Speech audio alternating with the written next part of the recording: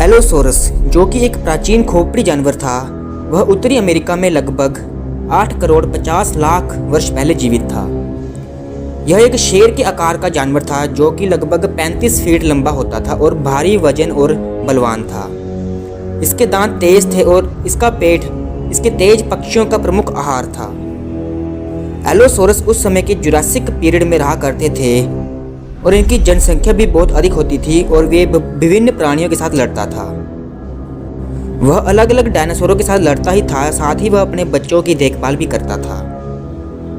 Allosaurus एक carnivorous dinosaur है, अर्थात यह मांसाहारी जानवर है जो अपने बड़े दांतों और तेज पकड़ के लिए प्रसिद्ध था।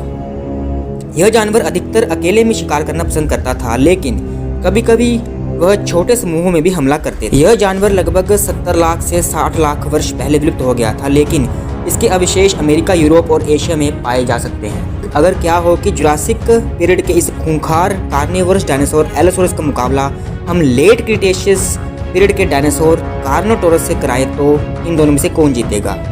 कार्नोटोरस एक प्राचीन मांसाहारी जानवर था जो कि लेट क्रिटेशियस पीरियड में जीवित था।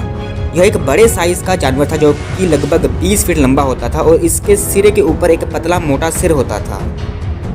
इसके तेज दांत और शक्तिशाली पैर इसे एक कुत्ते की तरह बनाते थे जो अपने शिकार का पीछा बड़ी तेजी से करता था।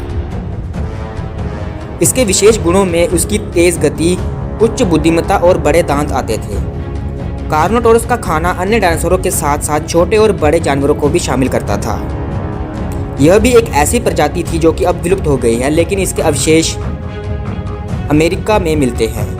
अगर हम एलोसोरस और कार्नोटोरस की तुलना करें तो हमें कई पक्षों पर ध्यान देना होगा।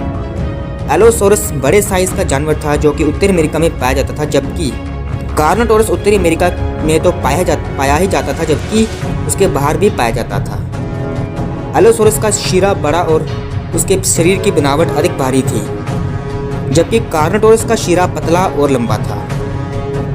जब बात शिकार करने की आती है तो दोनों ही जानवर अपने तेज गति, बड़े दांत और बलवान पांवों के लिए प्रसिद्ध थे।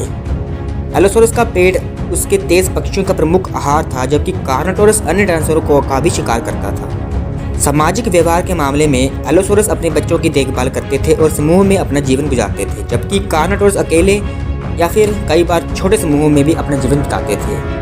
आखिरी तौर पर यह निर्भर करता है कि हम किस पक्ष को जीतना मानते हैं। कुछ लोग एलोसोरस की दृष्टि से जीतने का दावा करते हैं कि यह बहुत बड़ा और भारी था, जबकि कुछ लोग कार्नोटोरस को इस दृष्टि से जीताना देखना चाहते हैं कि इसकी चाल में तेज़ी और अद्वितीयता बुद्धिमत्ता के कारण इसे हम जीतता हुआ देखना चाहते हैं। लेकिन आपका इस बारे में क्या ख्याल है कि इन दोनों डायनासोरों में कौन जीतेगा? हमें कमेंट में ज़रूर बताएं और आने वाली ऐसी वीडियोज़ को देखने के लिए हमारा चैनल सब्सक्राइब करें। Animal facts Hindi. धन्यवाद।